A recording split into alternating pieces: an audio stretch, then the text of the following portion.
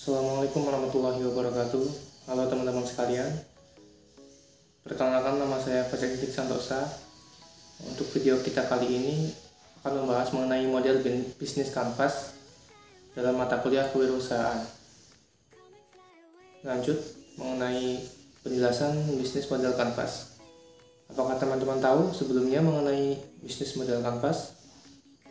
Bisnis model kanvas terdiri dari 9 blok bangun bisnis, yang dimana blok-blok bangunan ini berisikan bagian-bagian penting yang menjelaskan mengenai bagaimana organisasi tersebut menciptakan manfaat dan juga mendapat kemanfaatannya dari para pelanggannya.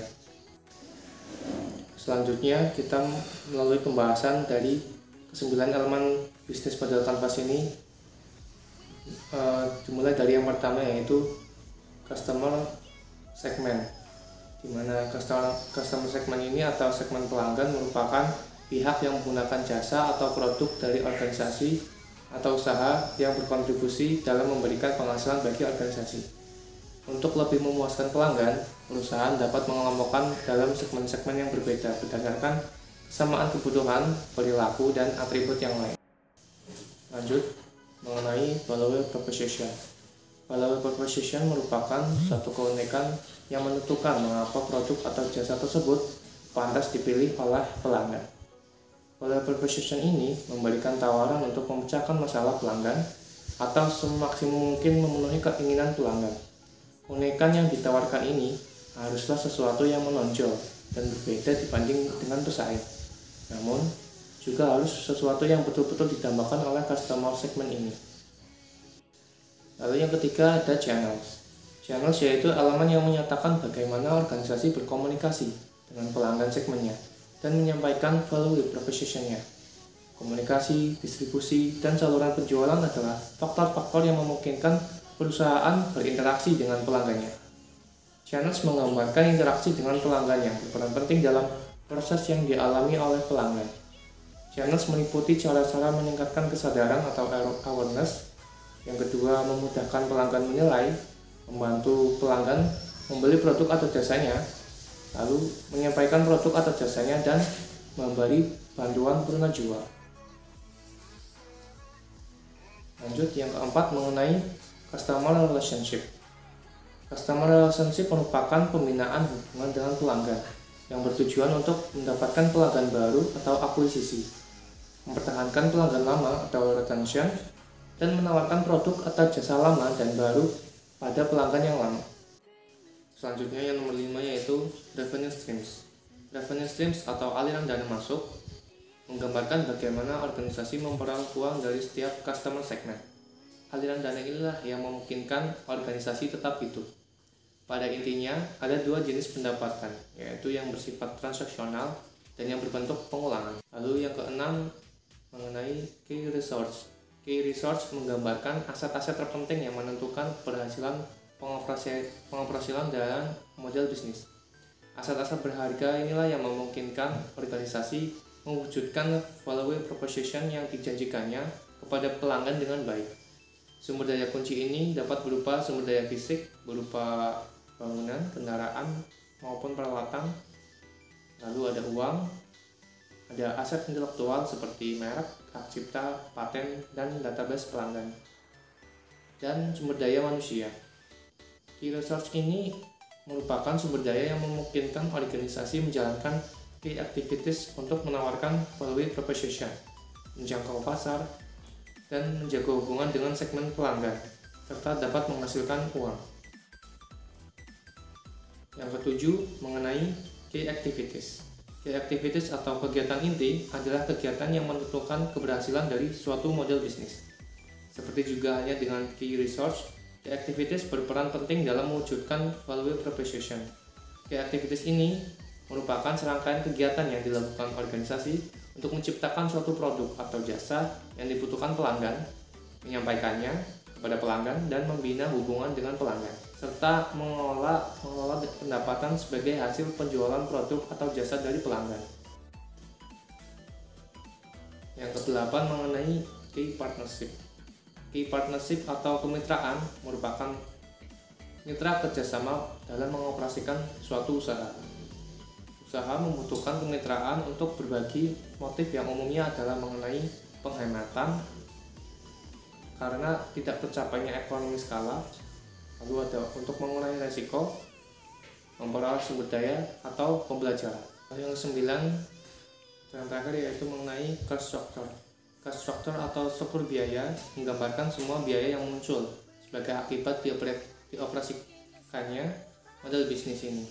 Semua upaya untuk mewujudkan value proposition melalui channels yang tepat, key resource, dan key activities yang andal, semuanya membutuhkan biaya. Struktur biaya dipengaruhi oleh strategi perusahaan yang dipilih. Apakah mengutamakan biaya rendah atau mengutamakan manfaat istimewa? Ini merupakan contoh bisnis model canvas yang saya buat. Di sini contoh model canvas yang saya berikan di bidang peternakan berupa pengolahan pupuk organik, di mana usaha pupuk Abah Polmantan ini kita bagi menjadi 9 segmen. Yang pertama mengenai customer segment. Di sini customer segment dibagi atau disegmentasi menjadi beberapa segmen. Yang pertama ada petani tanaman organik sendiri, untuk penghobi tanaman hias sendiri, petani tanaman buah sendiri, penghobi untuk berkebun di rumah sendiri, pembibitan sayuran sendiri, dan pengusaha pupuk sendiri. Jadi dari pembagian customer segment ini dibagi-bagi untuk dapat memudahkan kita dalam mempromosikan atau memasarkan pupuk yang kita buat sesuai dengan kegunaan, fungsi, dan manfaat yang hendak diterima oleh pelanggan, supaya apa yang kita sampaikan dan kita pasarkan itu sesuai dengan target pasar. Lalu ada customer relationship. Di sini kita mementingkan pelayanan yang tepat dan sigap. Berarti di sini kita mengutamakan kepuasan pelanggan. Lalu yang kedua ada program gratis ongkir dan antar di lahan. Lalu yang ketiga ada pendampingan program pemupukan. Untuk pendampingan program pemupukan di sini, jadi kita sebisa mungkin menarik hati dan minat dari pelanggan supaya bisa menjadi pelanggan yang tetap.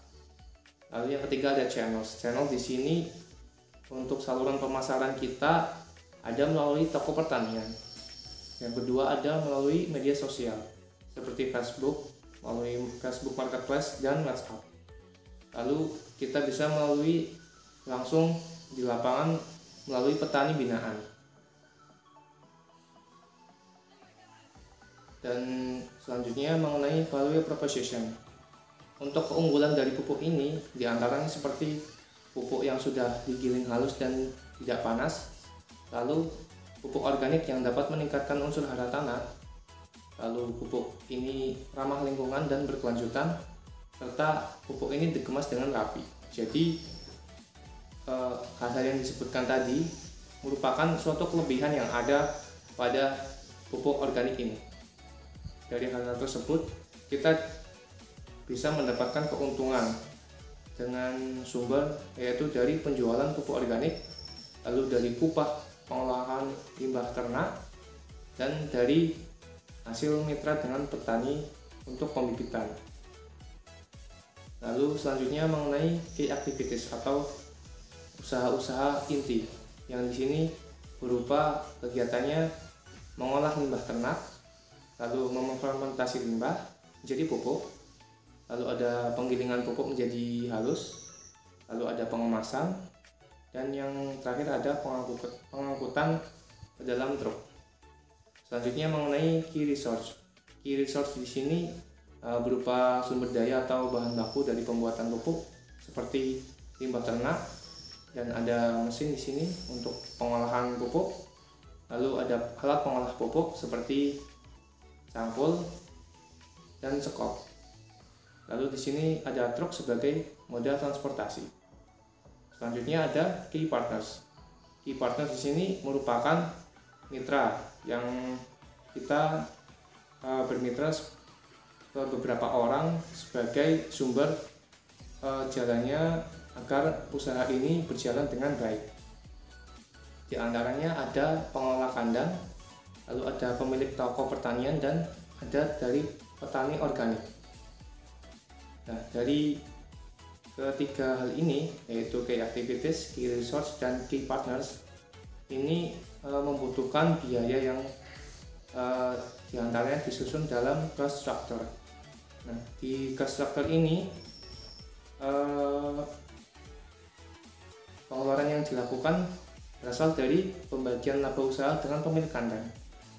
Lalu selanjutnya ada pengeluaran dari gaji pegawai, lalu ada dari kemasan pupuk, dan yang terakhir dari biaya marketing. Nah, itu contoh gambaran dari bisnis model kanvas yang telah saya jalankan sendiri. Nah, mungkin sekian penjelasan dari saya, kurang lebihnya mohon maaf. Semoga bermanfaat. Sekian, wassalamualaikum warahmatullahi wabarakatuh.